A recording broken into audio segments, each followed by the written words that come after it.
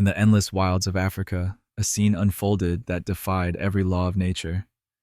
A mighty lion, his eyes filled with tears, did something no human had ever witnessed. He placed his dying cub before a man and simply walked away. What happened next wasn't just a rescue. It became a moment that would make the world stop and wonder. Can courage and compassion rewrite the laws of survival? Before we begin, don't forget to subscribe, like this video, and turn on notifications. Stories like this one deserve to be heard. The savannah stretched endlessly beneath a merciless sun, its golden grasslands shimmering under the midday heat. The air vibrated with a stillness that spoke of things left unsaid, of life, of death, and of the fragile line that separated them. Mark Holloway wiped the sweat from his brow as he adjusted his camera lens. A seasoned wildlife conservationist from Colorado, he had spent the past year in Kenya's Great Rift Valley, documenting the final struggles of a dwindling lion population. But nothing, absolutely nothing, could have prepared him for what he was about to witness. In the distance, a solitary figure appeared against the mirage-blurred horizon. At first, Mark thought it was a trick of the light, a fleeting shape born from the heat waves. But as it moved closer, his heart began to pound. It was a lion. But not just any lion. This one moved slowly, its massive frame drooping with every labored step. Its golden mane, once a crown of glory, hung ragged and dust-soaked. But what struck Mark the most wasn't the lion's physical state. It was his eyes. Eyes that glistened. Was he crying? Mark's hands trembled as he lifted his binoculars. His breath caught in his throat. The lion was carrying something delicately in his powerful jaws. As it drew closer, Mark's stomach twisted. A cub. The tiny body hung limp, its small paws dangling lifelessly. The lion approached the shaded area near a fallen acacia tree, just 50 yards from where Mark stood, frozen in disbelief. Then, the unimaginable happened. With a grace that felt almost ceremonial, the lion gently laid the cub down at the base of the tree. He stood over it for a long, agonizing moment, his great head lowered, his sides heaving with the weight of some unseen sorrow. And then, the mighty beast turned his back and walked away. Mark couldn't move. His mind raced through every protocol he'd ever learned. This wasn't normal. This wasn't how lions behaved. He glanced at the cub, its tiny chest barely rising and falling. It was alive, but barely. Mark knew the rules. Intervening in nature was forbidden except under extreme circumstances. But standing there, under the harsh African sun, with the fading life of that helpless cub before him, he made a decision that would change everything. Mark's heart pounded as he dropped to his knees beside the fragile cub. Its tiny body trembled, every shallow breath sounding like a battle against the inevitable. The little lion's eyes fluttered open for a brief second, glassy and clouded by pain, before slipping shut again. Mark knew he had to act fast. He pulled his satellite phone from his backpack and dialed the only person he trusted with something this delicate, Dr. Evelyn Hart, a wildlife veterinarian stationed 2 hours away at the Amboseli Rescue Center. She picked up on the first ring. "Evelyn, it's Mark. I've got a situation. A lion cub, barely alive, and you won't believe how I found him." He explained everything in rushed breaths, the lion's tears, the symbolic laying down of the cub, and the silent walk away. There was a long pause on the other end of the line before Evelyn spoke.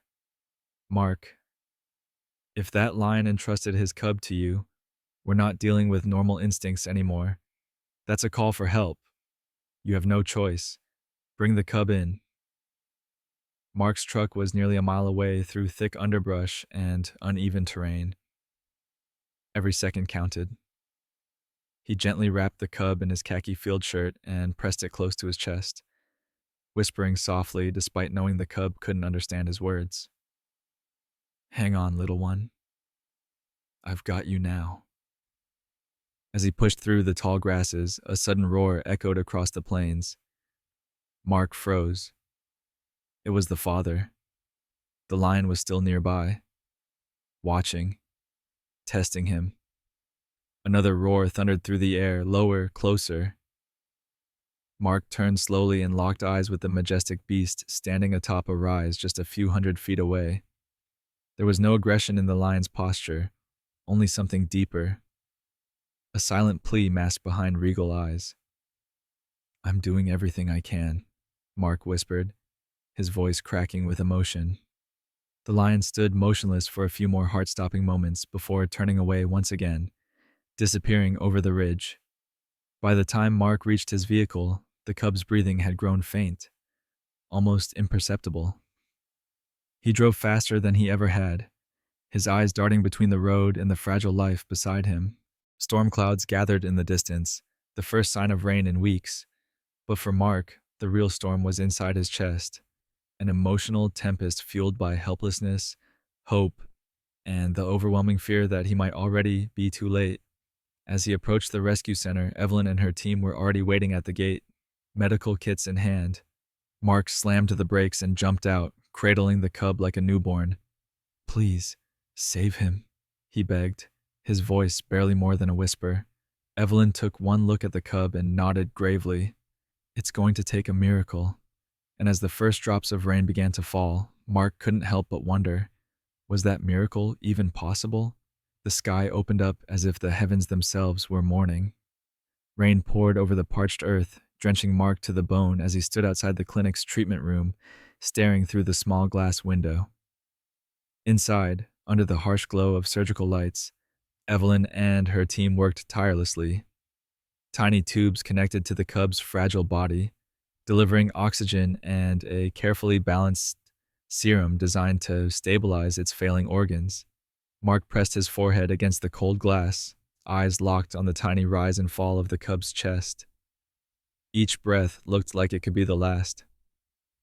"Come on, little fighter. You can do this," he whispered, his fists clenched at his sides. Hours seemed to stretch into an eternity. Each second a battle between hope and despair. The storm outside raged on, thunder rolling across the savannah like the roars of 1,000 lions. Just as Mark felt his legs weaken under the weight of uncertainty, Evelyn emerged from the treatment room. Her surgical mask hung low around her neck, her face pale and exhausted. Mark rushed to her. "Is he—" Evelyn held up a hand, her voice calm but heavy. "He's alive, but just barely. His body's in critical shock, dehydration, starvation, and severe infection. It's a miracle he held on this long, but—" Mark leaned closer, desperate for anything resembling good news. "He responded to the fluids. That's the first positive sign." Mark exhaled deeply, his shoulders sagging. "There's something else," Evelyn added, her expression growing more serious. "This cub, he isn't just any ordinary lion. He's a rare, white lion, an incredibly rare genetic variant. There are less than a few dozen left in the wild. If he survives, he could represent hope for the entire species." Mark felt his heart ache at the weight of her words. This wasn't just about saving a life. It was about saving a legacy. Suddenly, one of the veterinary assistants rushed out from the treatment room. "He's awake!" Without hesitation, Mark pushed through the door. The cub lay weakly on the padded table, its pale fur damp but clean. His eyes, clearer now, fluttered open and locked onto Mark's face. For a brief, heart-stopping moment, time seemed to freeze. Those tiny, helpless eyes held something that no words could explain: recognition and trust. Mark reached out a trembling hand and gently stroked the cub's head. "You're a fighter, aren't you?" he whispered. "You're not done with this world yet." The cub let out the faintest of sounds, a soft, broken mewl. But it was a sound of life, of defiance against the odds. But even as hope returned to the room, Mark couldn't shake a single haunting thought from his mind. Where was the father now? And would he ever return for the son he left behind? Days turned into weeks, and the fragile cub, now named Koa, meaning brave one, in Swahili, clung to life with a resilience no one had expected. Under Mark's constant care and Evelyn's medical expertise, Koa grew stronger. His once dull, lifeless eyes now sparkled with a quiet determination, and though his legs were still weak, he tried to stand every day, trembling but unyielding. Yet, despite the progress, a shadow loomed over Mark's heart. Every evening, as the sun dipped below the savannah and painted the sky in blood orange hues, Mark found himself staring out toward the horizon, wondering about Koa's father, the mighty lion who had placed his dying son at Mark's feet and vanished into the wilderness. One particularly silent night, Mark stood near the rescue center's perimeter fence, lost in thought. That's when he heard it. A low, powerful roar, deep and resonant, echoed across the plains. It was distant, yet unmistakable. Mark's heart raced. Could it be him? He climbed into his Jeep without hesitation, following the sound through winding dirt paths lit only by his headlights and the faint glow of the full moon. After nearly an hour of searching, Mark spotted a figure standing atop a rise silhouetted against the moonlit sky. It was the lion, the same majestic beast, his massive frame outlined by the pale light, his mane billowing gently in the night breeze. But something was wrong. The lion swayed slightly, his powerful body weakened. Mark grabbed his binoculars and saw the truth. Deep gashes along the lion's flank, fresh wounds glistening with blood. He'd been in a brutal fight, likely defending his territory or searching for his missing cub. Mark's throat tightened. Without thinking, he stepped out of the vehicle, standing in full view. "Hey, old king. I know who you're looking for," Mark called softly, his voice barely audible over the wind. The lion turned his massive head and stared directly at him. There was no rage, no threat, only that same silent plea Mark had seen weeks before. But before Mark could move closer, the lion let out a low, rumbling growl, not of aggression, but warning, and disappeared once again into the dark. Mark stood there, the night air thick with the scent of rain and blood, knowing one undeniable truth. The story wasn't over. Not yet. He raced back to the center, Koa's tiny figure curled up under the heat lamp. Mark knelt beside him, running a hand gently over his pale fur. "Your father's out there," he whispered, "and he's fighting to survive. Just like you." As the storm clouds gathered once more, Mark made a silent vow. He wouldn't just save the son. He would find the father, no matter what it took. The days that followed were filled with a restless urgency. Koa was growing stronger, his legs sturdier, his steps more confident. But something was missing. Every time Mark watched the young cub pace the enclosure, his tiny head would turn toward the distant horizon, ears twitching, as if searching for a familiar sound. A familiar roar. Mark couldn't ignore the silent question in Koa's eyes. One morning, with the sun barely rising, Mark prepared his Jeep for what he knew would be his most dangerous journey yet. He wasn't just going out to patrol, he was going to find the lion.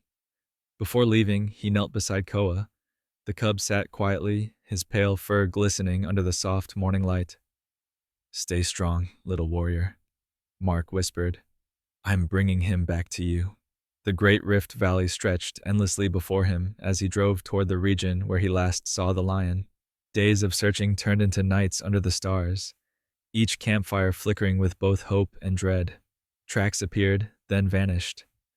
Roars echoed and faded, until, on the fifth day, Mark found what he had been dreading most: blood.